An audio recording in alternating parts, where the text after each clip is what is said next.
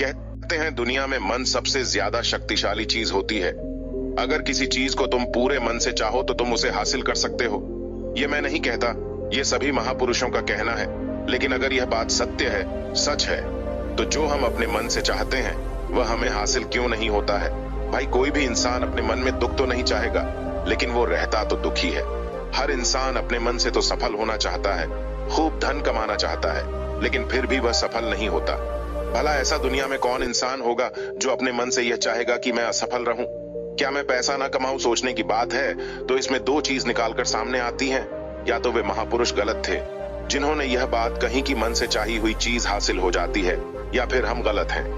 दोस्तों, आज की जो कहानी मैं आपको सुनाने वाला हूं, उसमें आपको एक ऐसा मंत्र मिलेगा जिससे आप यह समझ पाएंगे कि अपने मन से कोई भी चीज कैसे करवाई जाती है, मन में किसी भी बात का बीज कैसे बोया जाता है। इस कहानी के द्वारा आपको अच्छी तरह से समझ में आ जाएगा और इससे आप ये भी समझ पाएंगे कि आकर्षण का नियम यानी लॉ ऑफ अट्रैक्शन कैसे काम करता है। दोस्तों, कहानी छोटी सी है लेकिन बहुत ही गहरी है। इससे पहले कि आप इस कहानी में खो जाए, हमारे चैनल को सब्सक्राइब जरूर कर लें।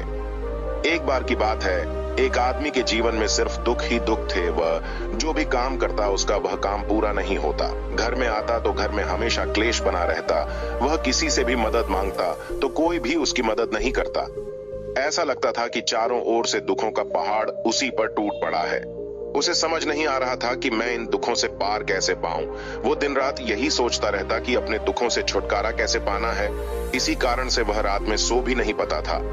उसकी आंखों के नीचे बड़े बड़े काले घेरा बन गए थे, जो इस बात का सबूत थे कि वह आदमी कितना दुखी है और कितना चिंतित है। कभी कभी तो उसके मन में आत्महत्या करने के ख्याल भी आते थे, लेकिन अपने परिवार की चिंता करके वह यह कदम नहीं उठा पाता था। वो इतना दुखी हो गया था कि उसने निर्णय लिया कि वो इन दुखों से छुटकारा प्रकार रहेगा। इसके लिए चाहे उसे कितनी भी मेहनत करनी पड़े, कुछ भी करना पड़े, चाहे अंगारों पर ही क्यों ना चलना पड़े, लेकिन वह इन दुखों से छुटकारा पाकर रहेगा। एक दिन उसने अपने मित्र से पूछा कि मैं अपने जीवन को कैसे सुधारूं? उसके मित्र ने उसे बताया कि तुम किसी बाबा के पास जाओ। बाबाओं के पास ऐसा मंत्र होता है जिससे सारे दुख मिट जाते हैं, जीवन खुशियों से भर जाता है और धन संपदा भी हासिल हो जाती है। तुम किसी ऐसे बाबा को ढूंढ लो, बस तुम्हारा काम बन जाएगा। उस आदमी के मन में ये बात पूरी अच्छी तरह से बैठ गई कि कोई बाबा ही मेरा दुख दूर कर सकता है। इसलिए उसे किसी भी बाबा के बारे में पता चला तो वह उस बाबा के पास पहुंच जाता, उस बाबा को अपनी परेशानी बताता और उससे उसका समाधान पूछता और कहता, बाबा, मैं कुछ भी करने के लिए तैयार हूं, लेकिन मेरी इन समस्याओं से मुझे छुटकारा दिला दीजिए। आप जो कहेंगे वो मैं करने को तैयार हूं, लेकिन आप मेरे जीवन को सुधार दीजिए बाबा। उसे कुछ उपाय बता देते हैं और बदले में उससे दान दक्षिणा ले लेते हैं, और यह उपाय करने के बाद तुम्हारे घर में सुख शांति बनी रहेगी। बस इस उपाय को पूरी विधि के साथ करना। वह आदमी पूरी विधि के साथ उन उपायों को करने लगा, लेकिन बहुत उपाय करने के बाद भी उसके जीवन में कुछ बदलाव नहीं आया। इसके विपरीत उसका जीवन और ज्यादा दुखी हो गया। जो बाबा ने उसे उपाय बताए थे, वह बदले में उससे दान दक्षिणा लेता था, जिससे उसका धन भी धीरे धीरे समाप्त हो रहा था। इससे उसके जीवन में दुख और ज्यादा बढ़ गया। तब उसे लगा कि बाबाओं के पास जाने से तो मेरे जीवन में दुख कम होने की बजाय बढ़ते ही जा रहा है, तो मुझे क्या करना चाहिए? बाबाओं के पास जाऊं या ना जाऊं? फिर एक दिन उसे एक आदमी ने बताया कि तुम अपने घर में किसी पंडित को बुलाकर हवन करवाओ। हवन होगा तो तुम्हारा घर शुद्ध हो जाएगा।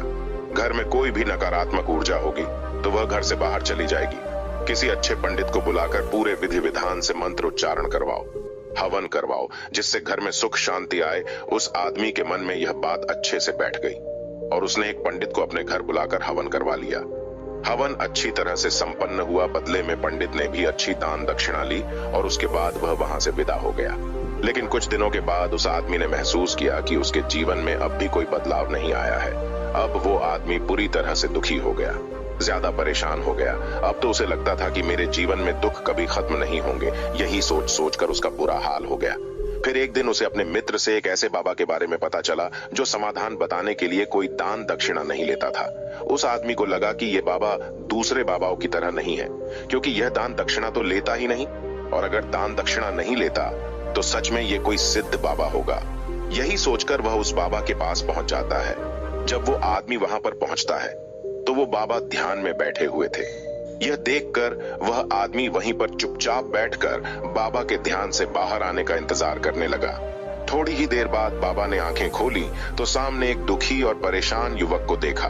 बाबा उसकी आंखों के नीचे काले घेरे देखते ही समझ गए कि आदमी अपने जीवन से कितना परेशान है। उसे संबोधित करते हुए बाबा ने पूछा कि बच्चा, क्या चाहते हो? बाबा के पास क्या लेने आए हो?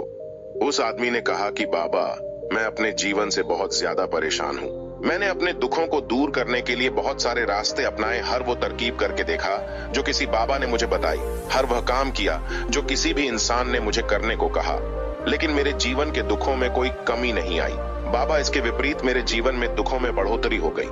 मुझे समझ नहीं आ रहा कि मैं क्या करूं। कभी कभी तो मैं सोचता हूं कि आत्महत्या कर लूं, लेकिन अपने परिवार के बारे में सोचकर मैं ये कदम नहीं उठा पाता। बाबा, मैंने आपके बारे में बहुत सुना है और बहुत उम्मीद के साथ आपके पास आया हूं। कृपया मुझे कोई ऐसा मार्ग बताएं जिससे मुझे अपने दुखों से छुटकारा मिल जाए। मैं अपने दुखों से छुटकारा पाने के लिए कुछ भी करने को तैयार हूं। आप मुझे कोई भी रास्ता बताएं, चाहे वो रास्ता कितना भी कठिन क्यों ना हो, मैं उसको पार करके रहूंगा। बाबा ने महसूस किया कि ये आदमी तो सच में ही बहुत परेशान है।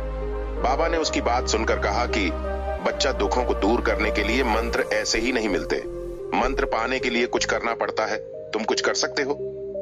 यह सुनकर पहले तो उस आदमी ने सोचा कि ये बाबा मुझसे दान दक्षिणा ही मांगेंगे, लेकिन और कोई रास्ता ना पाकर उस आदमी ने कहा, बाबा, आपको जितनी भी दान दक्षिणा चाहिए मैं देने के लिए तैयार हूं, लेकिन आपका मंत्र सच्चा होना चाहिए, वो पूरा होना चाहिए, उसका फल मुझे मिलन चाहिए। उसके बाद आप जो भी दान दक्षिणा लेना चाहेंगे मैं वो दे दूंगा। बाबा ने कहा कि दान दक्षिणा तो बहुत छोटी सी चीज है, मुझे दान दक्षिणा नहीं चाहिए। इस पर वो आदमी सोच विचार करके बोला, बाबा, मैं अंगारों पर भी चलने को तैयार हूं, बस आप मुझे आज्ञा दीजिए। बाबा ने कहा कि अंगारों पर चलने वाली छोटी चीज मैं तुमसे नहीं करवाने वाला। मैं जो तुमसे करवाने वाला हूं वह बहुत कठिन मंत्र है, तुम उसे पूरा कर पाओगे। उसने कहा, बाबा, आप मुझे बताइए तो सही, मुझे करना क्या होगा? मैं कुछ भी करने को तैयार हूं। इस पर बाबा ने उससे कहा कि यहां से जब तुम अपने घर जाओ तो रास्ते में अपने मन में यह दोहराते हुए जाना, मैं सुखी हूं, मैं सुखी हूं, मैं सुखी हूं। बार बार अपने मन में यही दोहराना और याद रहे, जुबान पर यह नहीं आना चाहिए, यह सिर्फ मन में दोहराना है। यह सुनकर वो आदमी बोला, बाबा, बस इतनी सी बात, यह तो मैं चुटकी बजाकर कर लूंगा, लेकिन इससे होगा क्या? बाबा बोले कि इस मंत्र को करके देखो, वैसे भी तुमने इतने बाबाओं के मंत्र किए हैं, तो इस मंत्र को भी करके देख लो। उस आदमी ने सोचा कि बाबा कुछ दान दक्षिणा तो ले नहीं रहे और छोटा सा मंत्र है, इसे तो मैं कर ही लूंगा। वह बोला, ठीक है बाबा, मैं यह मंत्र जरूर करूंगा। यह कहकर वह वहां से चलने लगा, लेकिन जैसे ही वह चलने लगा, पीछे से बाबा ने बोला कि बच्चा, एक बात याद रखना, जब तुम ये मंत्र अपने मन में दोहराओ तो तुम्हारे मन में बंदर का विचार नहीं आना चाहिए, बंदर का ख्याल भी नहीं आना चाहिए, तभी यह मंत्र सिद्ध होगा। जब आदमी बोला, मुझे तो आज तक बंदर का कोई विचार नहीं आया, तो अब क्यों आएगा? आप चिंता मत करिए बाबा, मैं बस मन में यही दोहराऊंगा कि मैं सुखी हूं, मैं सुखी हूं, इसके अलावा बंदर का कोई विचार मेरे मन में नहीं आएगा। यह कहकर वो आदमी वहां से चल दिया, अपने मन में मैं सुखी हूं, मैं सुखी हूं, यह दोहराता हुआ थोड़ी ही दूर चला था कि उसके मन में अचानक बंदर का ख्याल आ गया। बंदर का ख्याल एक बार आया और चला भी गया, लेकिन उस आदमी ने सोचा कि आज तक तो मुझे बंदर का कोई विचार नहीं आया, तो यह आज बंदर का विचार क्यों आया? और ऐसे करके उसने उस बंदर के विचार को पकड़ लिया। वह यह भूल गया कि मुझे क्या मंत्र दोहराना है और वो बंदर के बारे में ही सोने लगता है।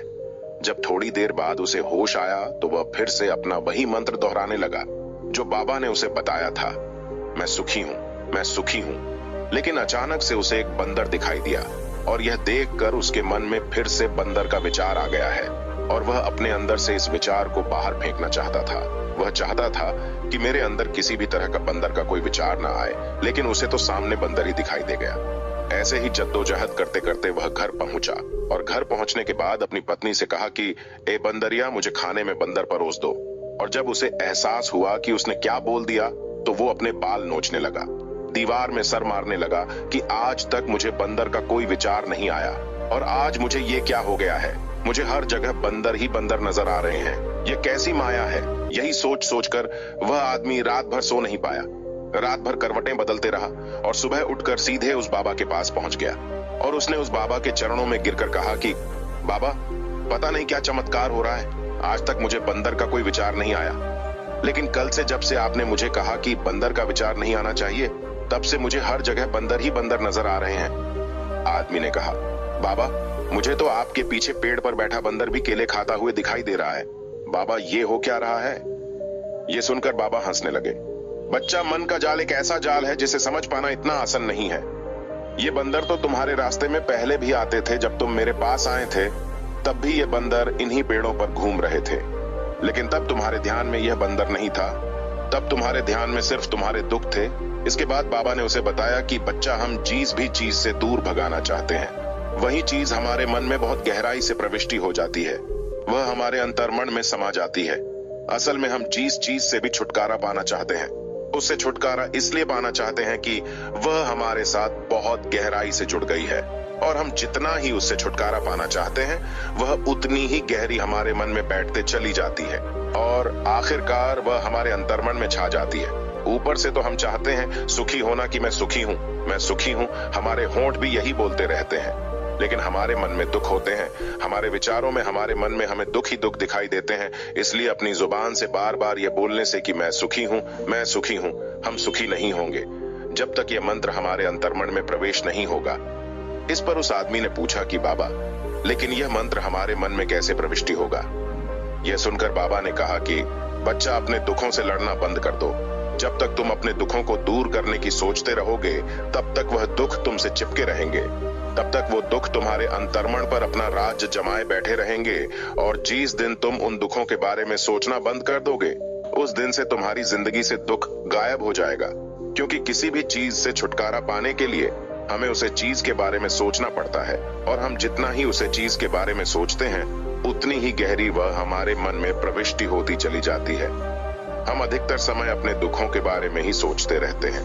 हम यही सोचते हैं कि हमारे जीवन में दुख है और हमें इससे छुटकारा पाना है। इसी तरह बार बार सोचने से वह दुख हमारे अंतर्मन में प्रविष्टि हो जाते हैं, और हमें एहसास भी नहीं होता। इसलिए अगर तुम दुखों से छुटकारा पाना चाहते हो, तो दुखों से छुटकारा पाने के बारे में सोचना छोड़ दो। तुम्हें तुम्हारे दुखों से छुटकारा मिल जाएगा। आपने देखा होगा, अक्सर आदमी धूम्रपान छोड़ना चाहता है, शराब छोड़ना चाहता है। सुबह अपने आप से वादा करता है कि मैं कोई भी गलत काम नहीं करूंगा, लेकिन शाम को जब वह लौटता है तो नशे में चूर होकर लौटता है। ऐसा क्यों होता है?